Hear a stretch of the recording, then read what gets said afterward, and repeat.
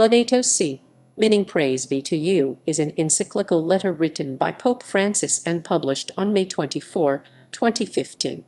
Its English subtitle is On Care for Our Common Home, which reflects the document's focus on our moral responsibility to care for the environment.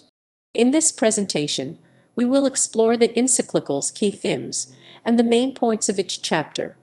In his introduction, Pope Francis notes that the world faces an unprecedented environmental crisis, pollution, climate change, and the overuse of resources that can no longer. He stresses that this is not just a scientific or political problem, but fundamentally a moral and spiritual challenge. Caring for the earth is part of our responsibility before God and to one another.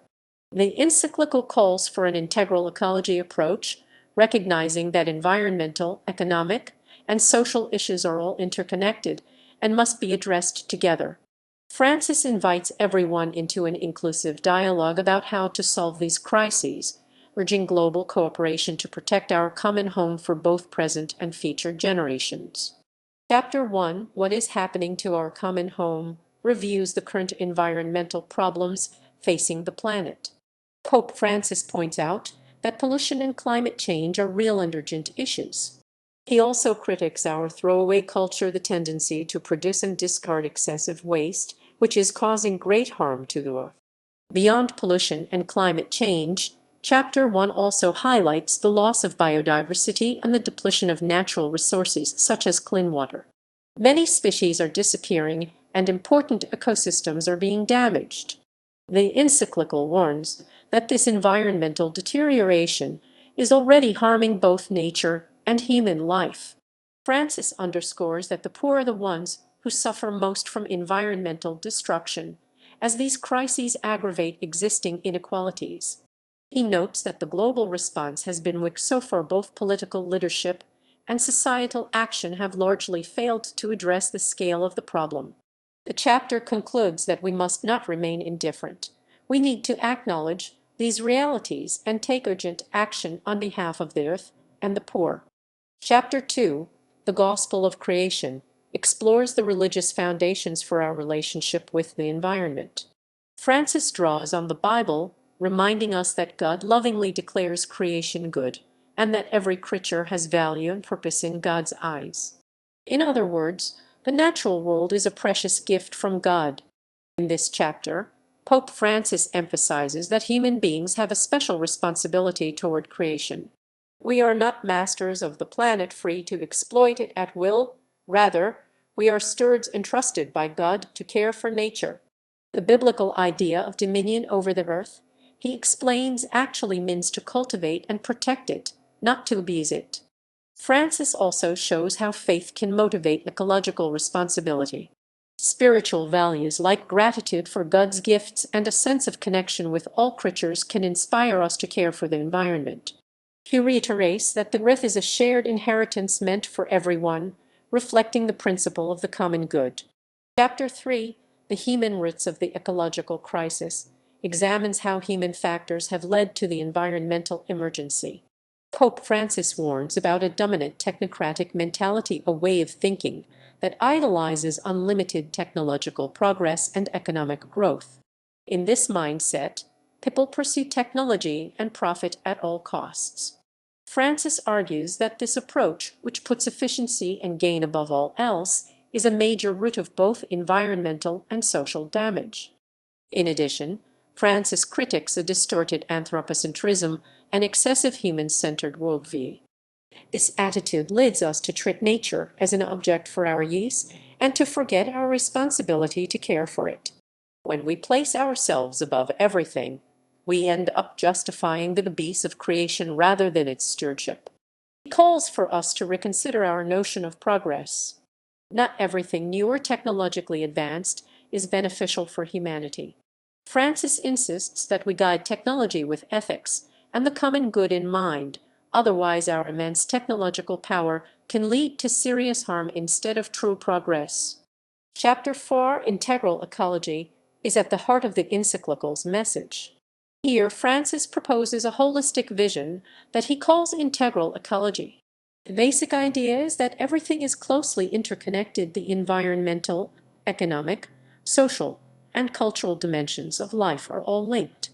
Because of this, solving environmental problems requires a comprehensive approach that also addresses human and social factors. He underlines that social justice and environmental care must go hand in hand. For example, protecting a rainforest isn't just about saving trees, it's also about safeguarding indigenous communities and the poor who rely on that environment. Likewise, efforts to help the poor can fail if we ignore environmental degradation that affects their well-being. In short, we can't separate concern for people from concern for nature. Francis expands the concept of the common good to include future generations. We have to ask ourselves what kind of world we want to live to our children and those who come after us. For this reason, communities and nations must work together for sustainable solutions that consider everyone, including those not yet born.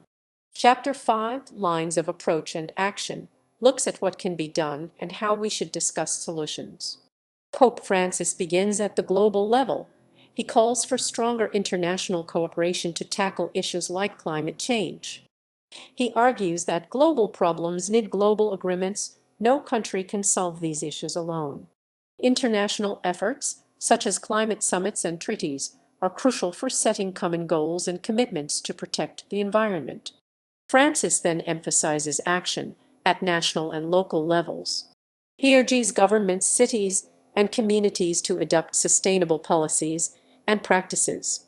This means, for instance, shifting away from highly polluting fossil fuels toward cleaner energy, reducing pollution and waste, and protecting natural habitats. By developing new models of production and consumption that respect the environment, societies can promote genuine development that is both sustainable and just. He also highlights the importance of transparent, inclusive decision-making. Environmental planning shall happen behind closed doors or be left to only a few. It needs to involve scientists, policymakers, businesses, and ordinary citizens. Moreover, cultural and religious voices should be part of the conversation alongside science and politics. By listening to diverse perspectives openly, we can create better policies that serve the common good. Chapter 6, Ecological Education and Spirituality, focuses on personal and cultural change. Pope Francis says that education is key to shaping a new future. We need to teach and learn new ways to live in harmony with nature. This kind of environmental education should start early and continue through adulthood, helping people develop habits of care, responsibility, and simplicity. He also asks each of us to reflect on our lifestyle. Our culture often pushes us toward excessive consumption and instant gratification, which has led to a lot of waste and environmental harm. Francis challenges us to embrace a simpler way of living. That includes small everyday choices, using less electricity, avoiding single-use plastics, recycling, and so on, as well as finding satisfaction in relationships and nature rather. Finally, Francis speaks about the spiritual side of environmental action. He invites everyone to undergo an ecological conversion, essentially a deep transformation of the heart. This means letting our relationship with God change how we relate to the world around us. If we see the divine in all creation, we will treat nature with awe and respect, not just as something to use. Francis encourages gratitude, humility, and joy in simple things, and even offers special prayers for the earth. Connecting with God in prayer can inspire and strengthen our resolve to care. Laudato Si leaves us with a powerful message. The ecological crisis is fundamentally a moral and human issue. Pope Francis shows that caring for the environment is part of living out our faith and values. It's tied to how we treat the poor and how we respect God's creation. He calls for a genuine conversion of heart and perspective, recognizing how deeply we are connected with each other and with the natural world. Protecting the planet, in his view, requires an integrated approach that unites environmental stewardship, social justice, and spiritual wisdom. Laudato Si ends with an urgent call to action. Pope Francis appeals to each of us to make changes, simple daily actions like conserving energy, reducing waste, and caring for our surroundings.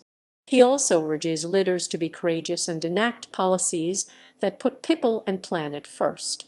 Despite the challenges, the encyclical concludes on a hopeful note: our shared faith and values can inspire us to act.